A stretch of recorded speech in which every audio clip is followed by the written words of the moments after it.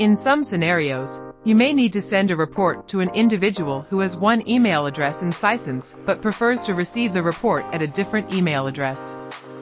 To handle this, you'll need to create a mapping table for these email addresses.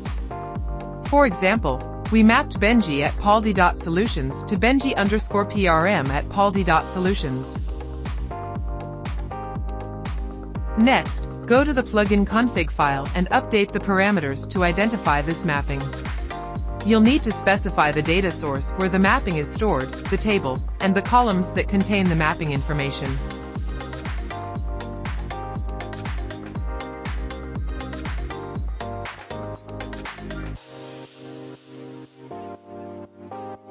After saving the config file, navigate to the add-ons page and trigger a build for the plugin.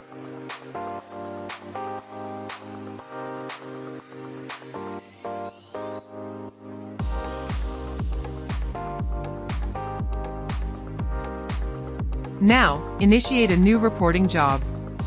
You'll see that Benji_PRM at Paldi.solutions is correctly mapped to the user's actual Sisense account.